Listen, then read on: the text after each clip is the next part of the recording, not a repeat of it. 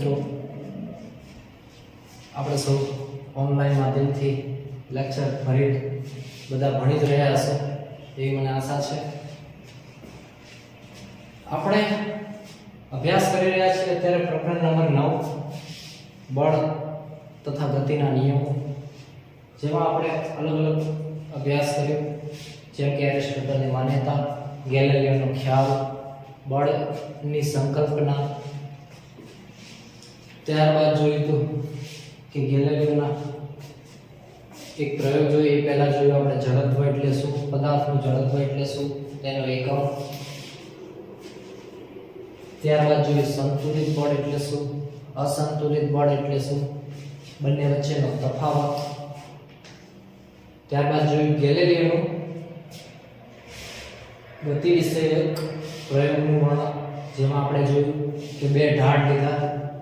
બે ઢાળની ઉપરથી શું કર્યું, પ્રથમ ઢાળની ઉપરથી આપણે લખોટી લીધી, લખોટીને ઉપરથી ધક્કો માર્યા વગર માત્ર છોડી મૂકી.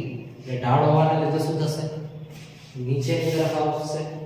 આપણે સૌ જાણીએ છીએ કે જ્યારે લખોટી ઉપરથી નીચેની તરફ આવશે ત્યારે શું થશે, તો કે લખોટીના વેગમાં વધારો થાય છે, એટલે કે પ્રવેગી ગતિ કરે છે.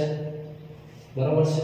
એટલે કે શરૂઆતનો વેગ અને અંતિમ વેગ એમાંથી વધારે કોણ હશે, તો આપણે બધા જ ખબર છે કે શરૂઆતમાં તો એનો શૂન્ય જ હશે, કેમ કે ઉપરથી આપણે છોડીએ છીએ. જ્યારે લખોટીને છોડીએ છીએ ધીમે ધીમે નીચે આવે છે, તો નીચે આવે છે ત્યારે પ્રારંભિક સ્થાન કરતાં અંતિમ સ્થાનમાં તેનો વેગ કેવો હશે, વધારે હશે. એટલા માટે જ કીધું હતું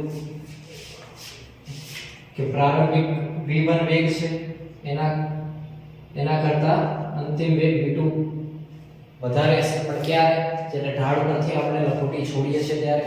ત્યારબાદ જોયું હતું કે જે એક ઢાળ પર જો લખોટીને ઉપર ધક્કો મારવામાં આવે તો શું થશે, તો કે શરૂઆતનો વેગ વધુ હશે અને અંતિમ વેગ ઓછો હશે.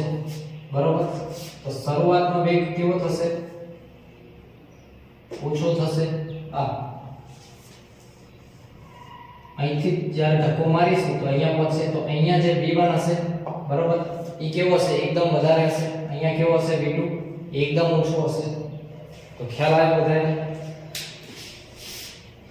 ત્યારબાદ જોયું કે જો સમક્ષિતિજ ઘર્ષણ રહિત સપાટી પર જો પદાર્થને રગડાવવામાં આવે તો એ પદાર્થ શું કરશે, અનંત અંતર સુધી તે રગડ્યા જ કરશે, પરંતુ ક્યારે, ઘર્ષણ રહિત હશે ત્યારે.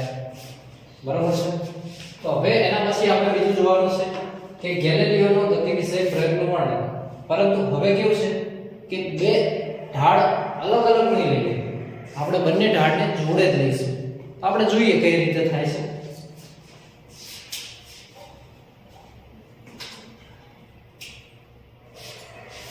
તો એનો શરૂઆતમાં એને શું કર્યું, બે સમાન ઢાળ પર જ આ પ્રયોગ કર્યો. તો આપણે એના વિશે લખીએ કે ગેલિલિયોનો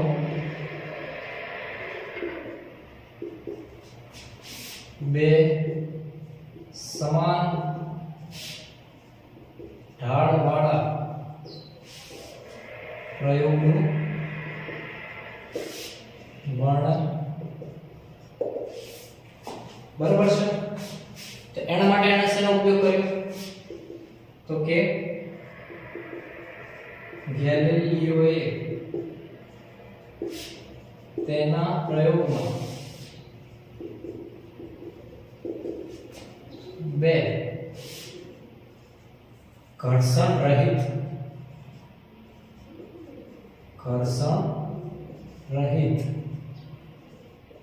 ઢાળ વાળા, એટલે કે ઢાળનો, બે ઘર્ષણ રહિત ઢાળનો ઉપયોગ કર્યો. બરોબર. અને લખોટીનો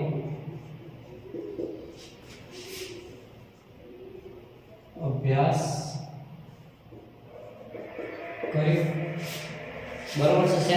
શેના પર અભ્યાસ કર્યો, તો કે બે ઘર્ષણ રહિત ઢાળનો ઉપયોગ કર્યો અને તેના પર લખોટીનો અભ્યાસ કરી બરોબર છે તેના માટે આપણે આકૃતિ સમજી કઈ રીતનું છે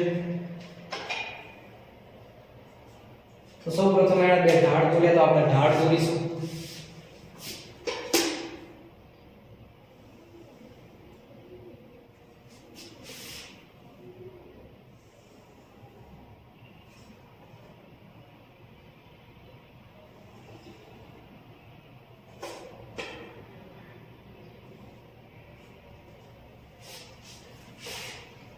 હવે અહીંયા જે ઢાળનો ઉપયોગ કર્યો કેવા ઢાળ છે બે સમાન ઢાળ વાળા બરાબર છે અને બંનેને અલગ અલગ નથી મૂક્યું પરંતુ સામ સામે જ મૂક્યું એટલે કે કઈ રીતે તો આપણે એ પણ જોઈ લઈએ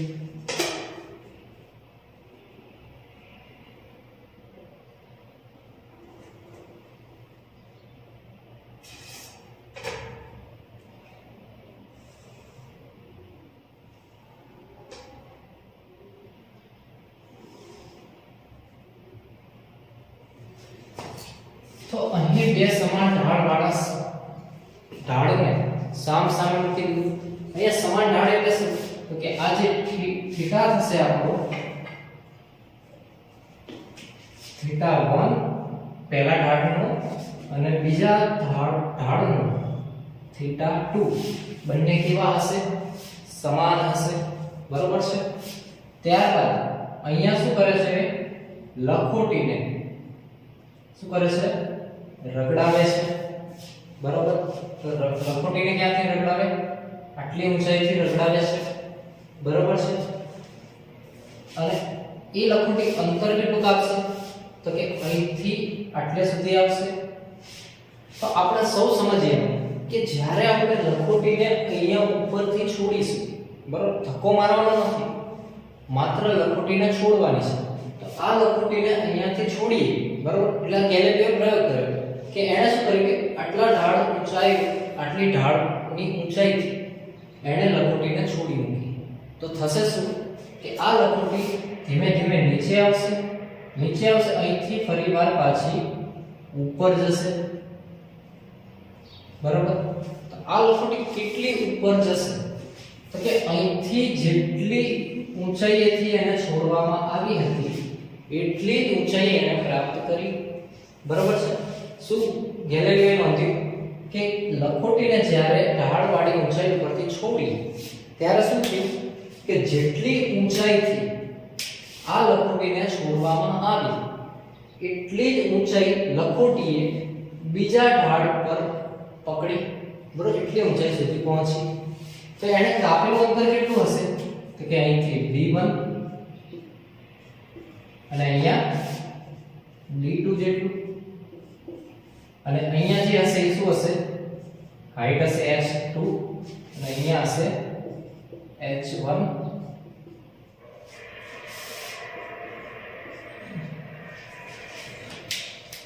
તો ખ્યાલ આવ્યો આકૃતિમાં કે જ્યારે લખોટીને h1 જેટલી ઊંચાઈએથી છોડવામાં આવી બરોબર છે અહીંયા શું છે થીટા બંનેનો ઢાળ કેવો છે સમાન છે બરોબર છે ત્યારે લખોટીને જ્યારે છોડી ત્યારે શું થયું લખોટી ઢાળ પરથી રગડતી નીચે આવી અને બીજા એની સાથે શું હશે વેગ હશે તો એ વેગના લીધે થઈને શું કર્યું કે એ ઢાળ પર ચડવાનું શરૂ કરી દેશે એ ઢાળ પર ક્યાં સુધી ચડશે તો કે જ્યાં સુધી તેની પાસે વેગ હશે ત્યાં સુધી બરોબર એનો વેગ ક્યાં સુધી આવે તો કે જેટલી ઊંચાઈથી લખોટીને છોડી છે એટલી ઊંચાઈ પ્રાપ્ત ન કરી લે ત્યાં સુધી તેની પાસે વેગ રહે છે બરોબર આ વસ્તુ છે તો હવે એને વ્યવસ્થિત રીતે સમજીએ તો કે શું થયું અવલોકન આ છે આપણી આકૃતિ એ બરોબર આકૃતિ એ માં શું અવલોકન થયું તેના વિશે લખીએ કે બે સમાન ઢાળવાળી શું છે બે સમાન ઢાળવાળી સપાટીઓમાંથી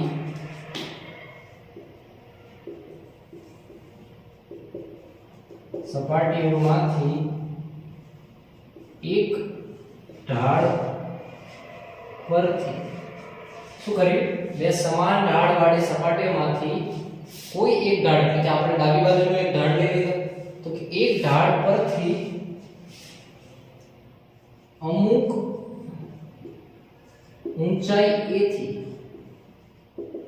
શું કર્યું આપણે કે h1 જેટલી ઊંચાઈ a થી ધક્કો માર્યા સિવાય ગબડાઈ દેવામાં આવ્યું તો કે અમુક ઊંચાઈ a થી ધક્કો માર્યા સિવાય શું કર્યું આપણે બે સમાન ઢાળવાળી સપાટીમાંથી એક ઢાળ પરથી અમુક ઊંચાઈએથી ધક્કો માર્યા સિવાય લખોટીને શું કર્યું આપણે ગબડાવી દેવામાં આવે તો લખોટી બીજા ઢાળ પર તેટલી જ ઊંચાઈ સુધી પહોંચે છે તો શું કીધું આપણે જોયું કે જ્યારે લખોટીને બે સમાન ઢાળવાળી સપાટી છે ત્યાંથી લખોટીને ધક્કો માર્યા સિવાય જો ગબડાવી દેવામાં આવે તો લખોટી બીજા ઢાળ પર તેટલી જ ઊંચાઈ સુધી પહોંચે છે લખોટી બંને ઢાળ પર કેવું અંતર કાપશે તો કે સમાન જ અંતર કાપશે કેમ કે અહીંયા જેટલું હશે અંતર એટલું જ અહીંયા કાપશે કેમ કે સમાન ઢાળ છે તો કે લખોટી બંને ઢાળ પર સમાન અંતર કાપે છે બરોબર હવે આને ગાણિતિક રીતે લખીએ તો કે આ કિસ્સામાં શું થશે તો કે આ કિસ્સામાં શું થાય છે તો કે θ1 બરાબર θ2 ત્યારબાદ બીજું શું છે તો કે h1 બરાબર h2 અને d1 બરાબર d2 તો અહીંયા બંને થઈ ગયું કે શું કરે છે સમાન અંતર કાપે છે બરાબર છે ક્યારે તો કે જ્યારે એનો થીટા સરખા હશે બરાબર θ1 અને θ2 ત્યારબાદ h1 અને h2 તો એ બંને સરખા થાય છે ક્યારે તો કે બંને ઢાળ સમાન હોય છે અને અંતર પણ સમાન કાપે છે હવે આપણે એ સમજવું પડે કે θ1 θ2 શું છે h1 h2 શું છે d1 d2 શું છે તો આપણે લખી લઈએ અને શું છે તો કે d1 છે લખોટીએ ઢાળ 1 માં ગબડતા સમયે કાપેલું અંતર લખોટીએ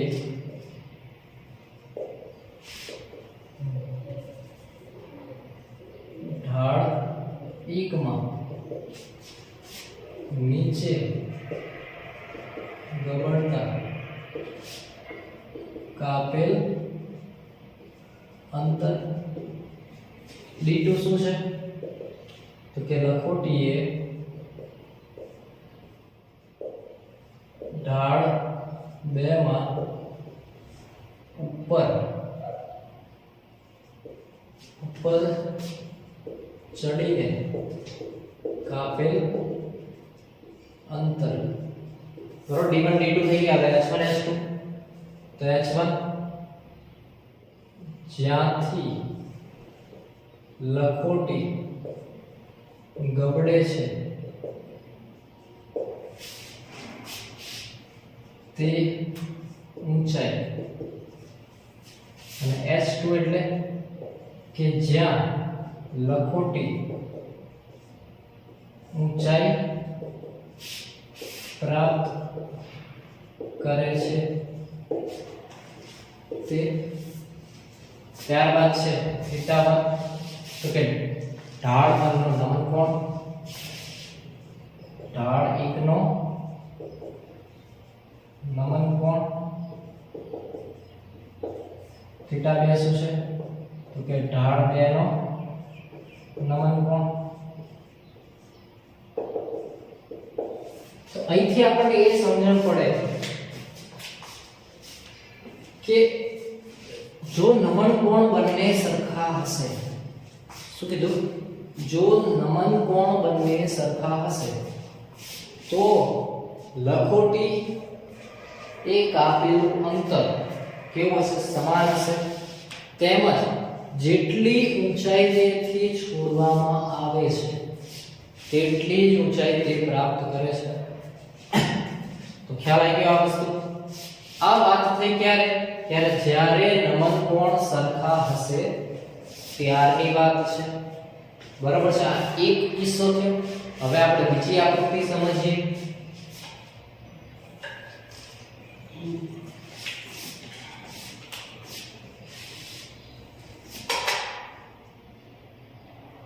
કે આપણે કરીએ છીએ શું હવે કે અહીંયા બે ઢાળ લીધા, બરાબર છે.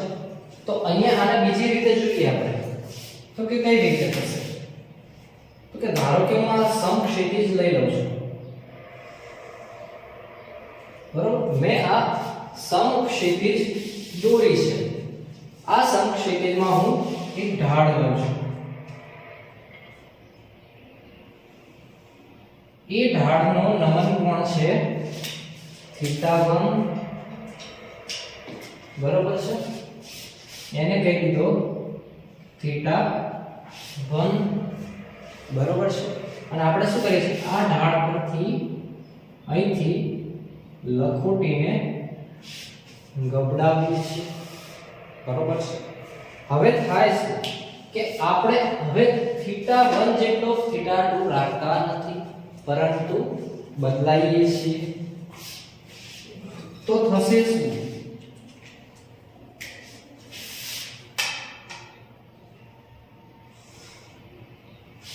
ત્યારબાદ આપણે બીજો પણ એવો લઈશું કે θ અલગ હોય, બરોબર છે.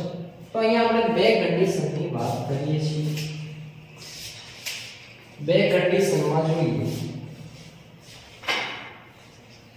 કે જ્યારે થીટાની વાત છે θ3 અને આ થશે θ4, બરોબર છે. તો અહીંયા શું થશે કે જ્યારે લખોટીને હું h1 જેટલી ઊંચાઈએથી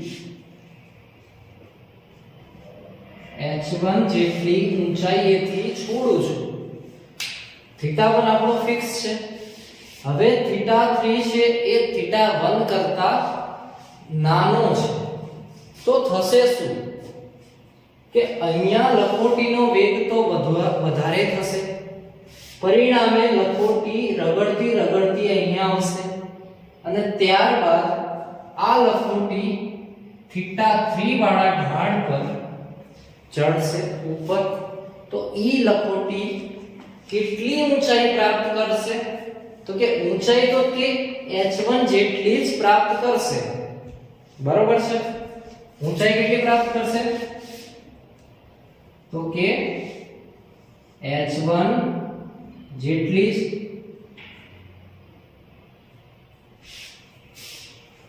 બરોબર છે. તો અહીંયા એને ઊંચાઈ હશે એની h1 જેટલી જ, બરોબર. પરંતુ અહીંયા θ1 અલગ છે, θ3 અલગ છે. તો આપણે એને સમજીએ કે θ1 છે કેવો છે? મોટો છે θ3 કરતા, બરોબર છે. ત્યારે એને ઊંચાઈ પ્રાપ્ત કરેલી ઊંચાઈ, તો આ બંને કેવી હશે? સમાન જ હશે, બરોબર. એ એટલી જ ઊંચાઈ પ્રાપ્ત કરશે. પરંતુ એણે અહીંયા કેટલું અંતર કાપ્યું? તો કે d1 જેટલું. હવે θ3 એ θ1 કરતા નાનો છે, હાઈટ સરખી કાપી, તો થશે શું કે એણે કાપેલું અંતર d3 કેવું થશે? તો કે d1 કરતા તો મોટું થઈ જશે. તો કે d3 એ d1 કરતા મોટું થઈ જશે, બરોબર છે. ક્યારની વાત કરી આપણે? તો કે પહેલી કન્ડિશન કીધી કે જ્યારે θ1 θ3 કરતા મોટો હશે, એટલે કે θ3 નાનો હશે ત્યારે બંને ઊંચાઈ પ્રાપ્ત કરેલી સરખી હશે અને તેમણે કાપેલું અંતર જેનો નમનકોણ ઓછો હશે ત્યાં એણે અંતર વધુ કાપ્યું હશે બરાબર છે હવે બીજી કન્ડિશન છે કે θ1 કરતા θ4 નાનો છે બરાબર પણ સાથે સાથે એ θ3 કરતા પણ નાનો છે બરાબર તો અહીંયા શું થયું કે θ1 છે એના કરતા θ3 નાનો છે અને θ3 કરતા θ4 નાનો છે આ સમયે જેણે કાપેલું અંતર તો કેવું છે એને ઊંચાઈ તો કેવી પ્રાપ્ત કરી સરખી જ પ્રાપ્ત કરી છે સમજ્યા ઊંચાઈ તો એ સરખી જ પ્રાપ્ત કરે છે પરંતુ તેણે કાપેલું અંતર કેવું થશે વધારે થશે જેમ થીટા નાનો હશે તેમ તેણે કાપેલું અંતર કેવું હશે વધારે થશે ખ્યાલ આવ્યો આ વસ્તુ તો હવે તો આના માટે આપણે લખવું પડે તો શું લખીશું એમાં તો અહીંયા ભૂસીને હું લખું છું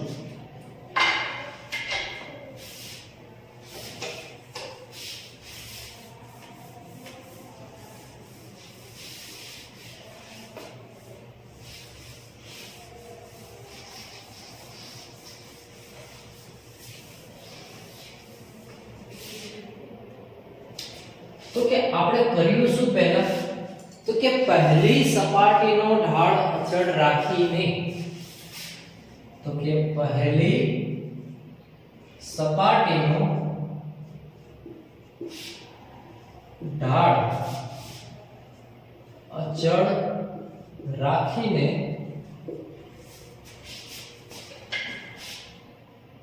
બીજી સપાટી નો ઢાળ ઘટાડીને એટલે કે શું કર્યું આપણે તો કે ઢાળ કેટલો કરી નાખ્યો θ3 અને θ4 જેટલો ઘટાડીને θ3 θ4 કરવામાં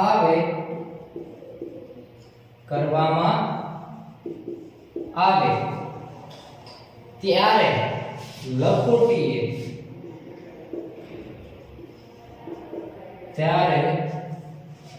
લખોટીએ પહેલા ઢાળ જેટલી ઊંચાઈ પ્રાપ્ત કરે છે જેને આપણે શું કીધું અહીંયા સમીકરણ સિમ્બોલિક દર્શાવ્યો હવે અહીંયા આપણે એને શાબ્દિક રૂપ આપીએ છીએ કે ત્યારે લખોટી પહેલા ઢાળ જેટલી ઊંચાઈ પ્રાપ્ત કરે છે બરોબર છે પરંતુ થાય છે શું અલગ તો કે તેણે કાપેલું અંતર કેવું છે વધારે છે પરંતુ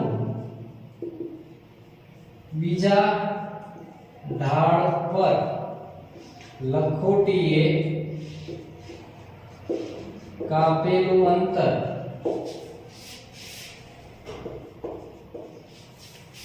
વધારે છે જેને કીધું d1 less than d2 less than d3 તો અહીંયા આપણે d4 ને d3 છે બરોબર છે તો અહીંયા આપણે વ્યવસ્થિત રીતે સમજીએ કે જ્યારે θ1 છે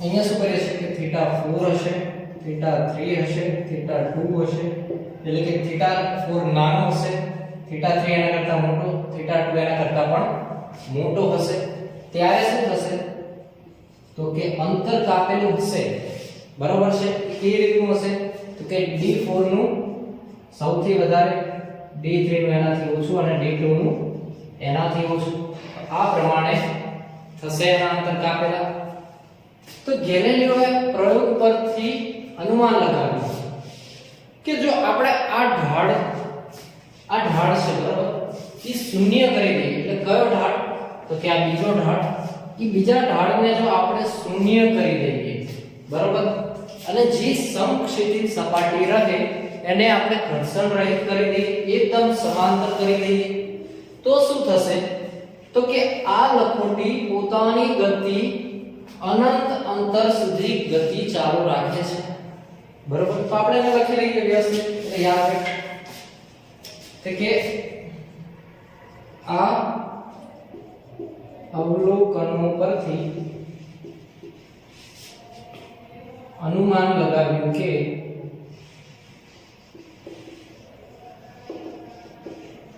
જો શું લગાવ્યું અને કોણે અનુમાન લગાવ્યું ઓકે ગેલિલિયોએ અવલોકનો પરથી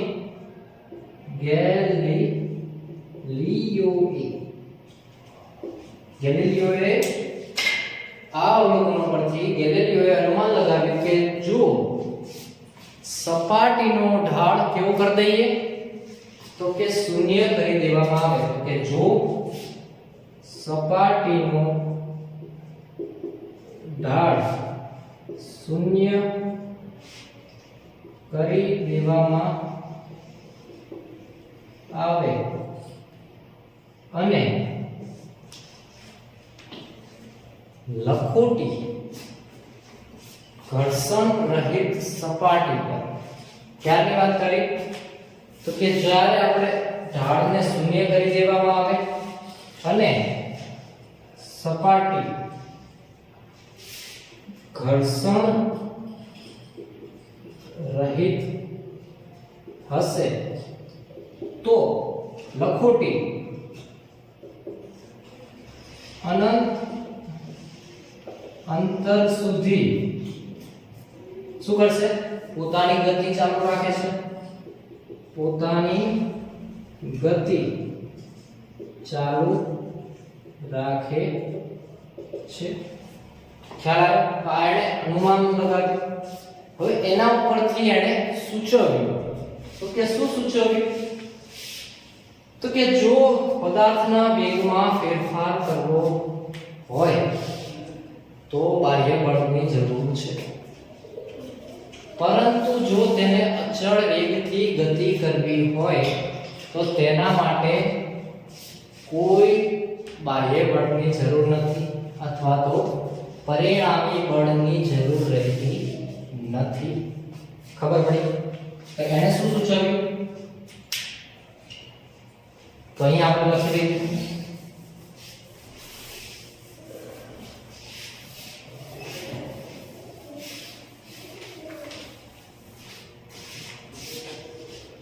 એણે શું કીધું તો એણે સૂચવ્યું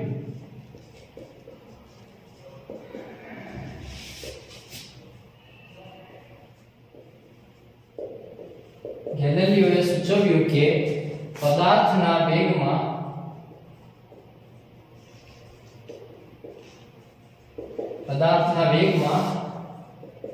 ફેરફાર કરવા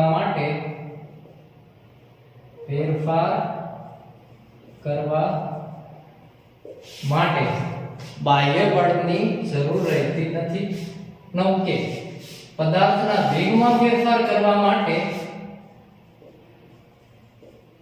બાહ્ય બળ આવશ્યક છે પરંતુ પદાર્થની કેવી અચળ વેગી ગતિ ચાલુ રાખવા પદાર્થની અચળ વેગી ગતિ ચાલુ રાખવા માટે કોઈ પરિણામી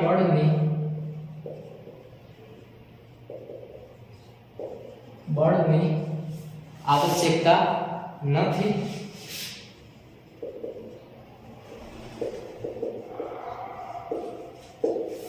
તો આના ઉપરથી મુખ્ય સમજે કે આ જે ગેલિલિયોએ માન્યતા આપી બરોબર છે આ જે એને અનુમાન લગાવ્યું અને એના ઉપરથી એને સૂચવ્યું એના પરથી જ ન્યૂટને નિયમો આપ્યા, જેને નામ આપ્યું ગતિના 3 નિયમો. તો આપણે એ પણ જોઈ લઈએ કે ન્યૂટને ગતિ અને બળ અંગેના ગેલિલિયોના વિચારોનો અભ્યાસ કરીને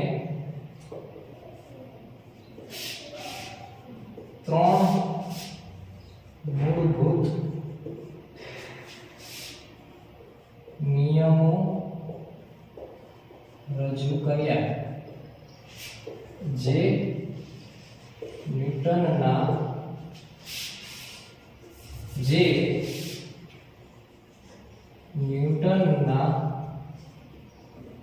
ગતિના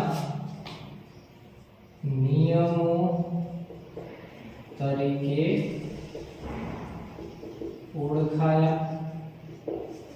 બરોબર છે. તો અહીંયા થયું શું કે જે ગેલિલિયોએ પોતાના અવલોકનો સૂચવ્યા, બરોબર છે, જે પ્રયોગ કર્યા, એને ધારણા બાંધી કે અહીંયા ઘર્ષણ રહિત સપાટી છે, એના પર જો લખોટીને ઠોકર મારવામાં આવે તો તે જે વેગથી ગતિ કરવાની શરૂઆત કરે છે તે જ વેગથી ગતિ અનંત અંતર સુધી ચાલુ રાખે છે. તો આ પ્રકારનું જે અવલોકન એણે નોંધ્યું, આ અવલોકન એટલે કે બળ અને ગતિ અંગેની એની માન્યતાઓ એટલે કે એના અવલોકનો વિશે અભ્યાસ કર્યો. કોણે? તો કે ન્યૂટને. અને ન્યૂટને આ અભ્યાસ કરીને ગતિના મૂળભૂત નિયમો આપ્યા, જે આપણને ઓળખાયા ન્યૂટનના ગતિના નિયમો તરીકે. બરોબર છે. તો આ ટોપિક આપણને બરોબર સમજ આવી ગયો છે. બરોબર છે. જો ના આવ્યો તો ફરીવાર વિડિયો જોજો. બરોબર છે. અને હવે આપણે આગળનો અભ્યાસ કરીશું આગળના વિડિયોમાં. બરોબર છે. ઓલ ધ બેસ્ટ ત્યાં સુધી.